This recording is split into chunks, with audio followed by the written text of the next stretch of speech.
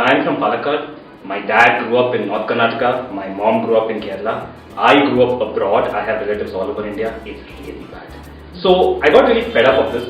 Where are you from? Where are you from? Where are you from? Because the truth is that I am from this place called Palakkad. And for those who don't know, Palakkad is this really small district in Kerala. But I am not from Kerala. I speak Tamil. So the reason this happened is because several hundred years back, you had these bunch of Nayar chieftains around Palakkad and they wanted to be king. So different types of kings. So what they did was they said that okay, we want to be king, and the only person who can make you king are Brahmins. So all the Nambudiri Brahmins in Kerala said, screw you, we're not going to make you king. So they're like, okay, let's go find Brahmins. So they went looking for Brahmins and they found Brahmins in Tanjavur, brought them this side and said, make us king, we'll make sure that your life is great. And they're like, okay. So they made them kings. Except after some time, the Nayars sort of like lost power, and then consequently the Palakkad guys whom they got in were like, oh, we don't know what we are doing. Things got completely out of whack, and now the Palakkad guys are like completely abandoned. They had no idea what was going on. There's a lot of history after that.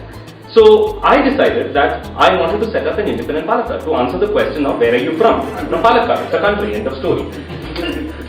So this is probably the first NED talk where you're all part of sedition. So we are going to tell you how do you set up an independent Palakkad? And I keep getting asked this question. It's on my Twitter profile, it's on my Facebook profile, it's even on my Tinder profile. I want to set up an independent country called Palakkad. So I decided that if you have to set up an independent country called Palakkad then ends up becoming something called an enclave, which is that it's a country that is completely surrounded by another country. And I said, okay, let's go and find out how many enclaves exist, and maybe there's something we can learn from this entire thing. There are only 3 enclaves in the world. And each of them have their own unique history, which I would love to talk about, but I'm going to be very brief. The first enclave is Lesotho. Lesotho is there in Africa. It's an enclave that is completely surrounded by South Africa. Lesotho has some interesting history. What happened is they were fighting the Boers, the Dutch in South Africa. So they called the British and said, hey, can you please come and help us? The British came, okay, fine, we'll help you. They helped Lesotho, they got rid of the Boers because of all this colonial wars, etc. And then they took over the rest of South Africa and said, okay, now you both are together. All of you together are going to be like the Union of South Africa at a Dominion time.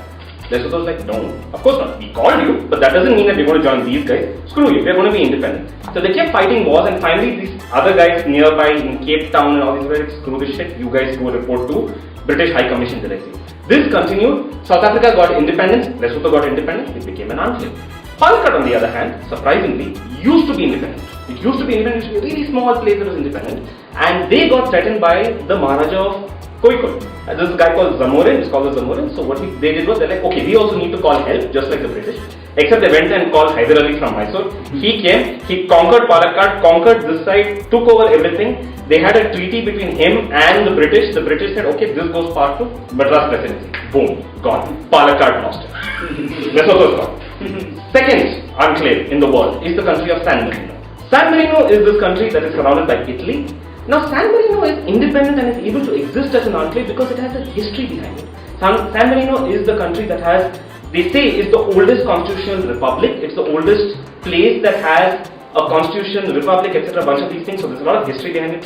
Palakkad doesn't have any of that. We became part of Madras Presidency. Rajagopalachari was there. He became part of Congress. So you don't have that. So San Marino is out.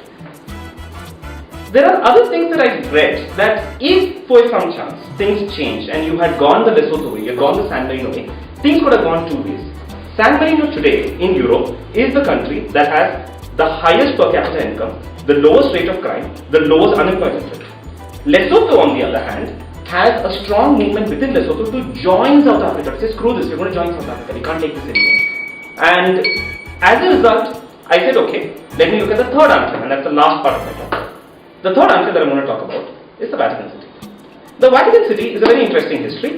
It used to be part of a papacy, which used to have several papal states, and Italy sort of reunified, and then they said, okay, you're also going to join us. They said no. So the Pope stayed in there, and then these guys said, no, you should join us. They said no. So they surrounded him, and this guy said, you're putting me as a prisoner in my own place.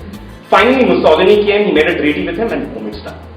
This is the model that I'm going to use. So think about it. Palakkad is an independent state, so what we need is not a republic, not a democracy, we need a theocracy. From the state of Palakkad, 20 kilometers out from the border is the temple of Guruvayur. We send our people there, we annex Guruvayur, and we establish what we call the Holy Hindu Republic of Palakkad, and we say that we refuse to recognize Narendra Modi.